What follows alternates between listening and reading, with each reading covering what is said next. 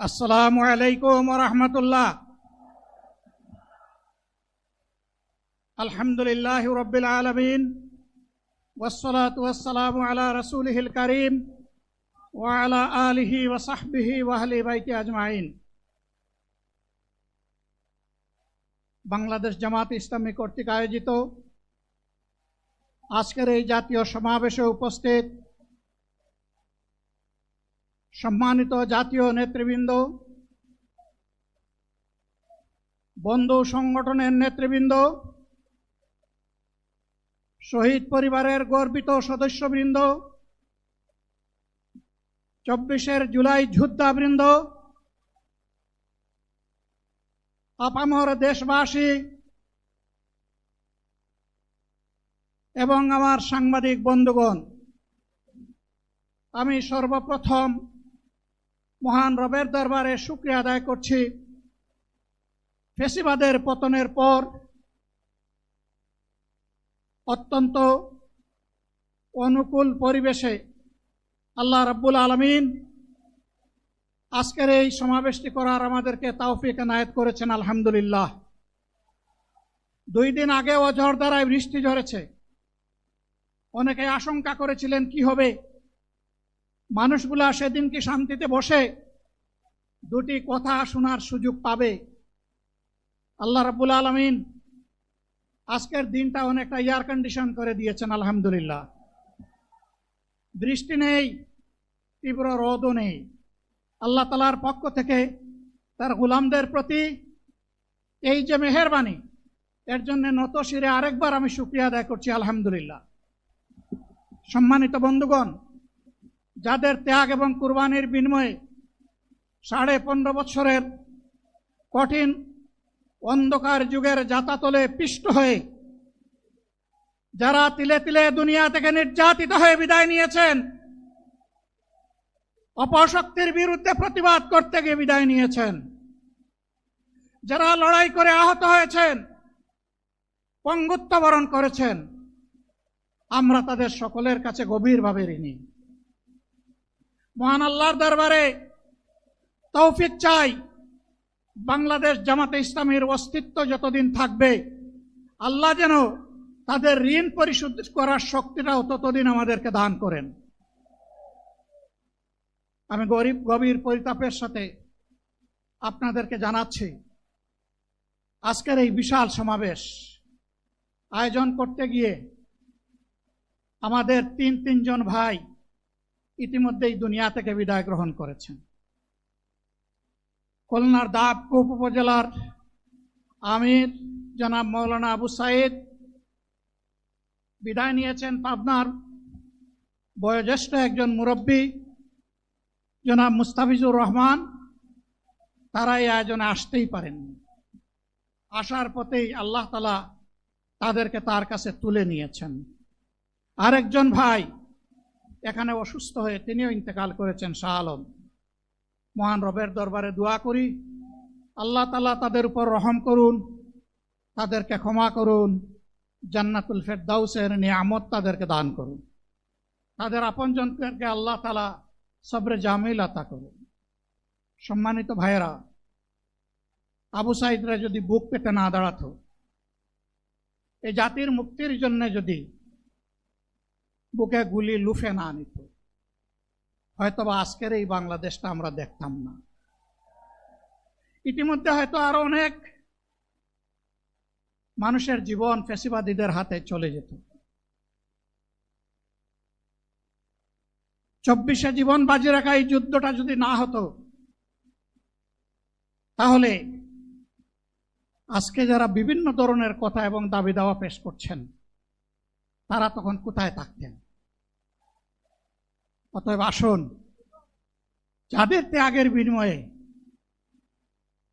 আল্লাহ তাআলার এই নিয়ামত পাওয়া, তাদেরকে যেন অবজ্ঞা এবং অবহেলা না করি। শিশু বলে তাদেরকে যেন তুচ্ছ তাচ্ছিল্য না করি। অহংকার বলে অন্য দলকে যেন তুচ্ছ তাচ্ছিল্য না করি। অরাজনৈতিক ভাষায় আমরা যেন কথা না।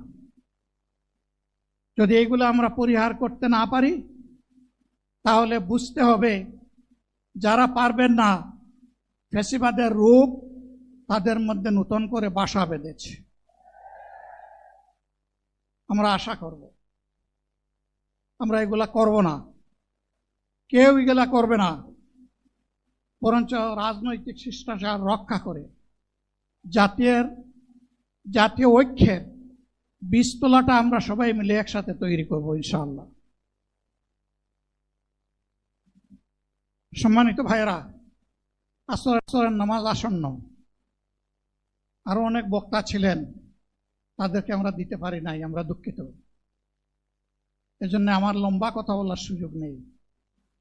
যারা এখানে কথা বলেছেন তারা আমার মনের কথাগুলোই তুলে ধরেছেন। আমি শুধু বলতে চাই, আগামীর বাংলাদেশটা কেমন হবে? আমি বলি আরেকটা লড়াই হবে ইনশাআল্লাহ। একটা লড়াই হয়েছে ফ্যাসিবাদের বিরুদ্ধে, আরেকটা লড়াই হবে দুর্নীতির বিরুদ্ধে ইনশাআল্লাহ। এই দুর্নীতির মূল উৎপাটন করার জন্য যা দরকার, আমরা তারুণ্য এবং যৌবনের শক্তিকে একত্রিত করে সেই লড়াইয়েও ইনশাআল্লাহ আমি জয়লাভ করব। প্রিয় ভাইয়েরা, জামাতে ইসলামী যে দুর্নীতিমুক্ত সমাজ গড়বে তার প্রমাণ কি? তার প্রথম প্রমাণ হচ্ছে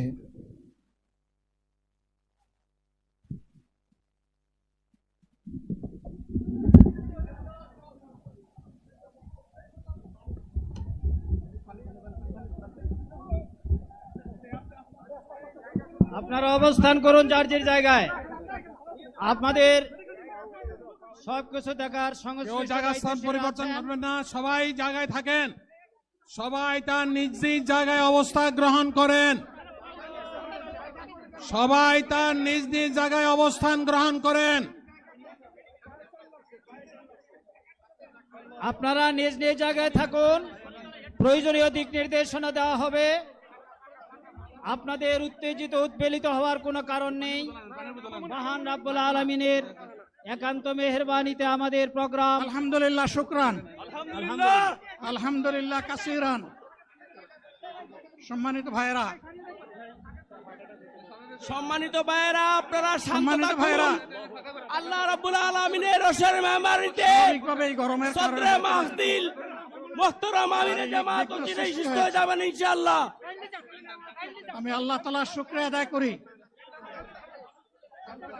আল্লাহ তাআলার শুকরিয়া আদায় করি আবার আপনাদের সামনে দাঁড়াতে পেরেছি। আমি বলেছিলাম দুর্নীতিমুক্ত বাংলাদেশ ইনশাআল্লাহ সবাইকে নিয়ে আমরা গড়ব। আমরা কথা দিচ্ছি, বাংলাদেশ জামাত ইসলামী যদি আল্লাহ তাআলার মেহেরবানি এবং সরকার জনগণের ভালোবাসা নিয়ে সরকার গঠন করে, তাহলে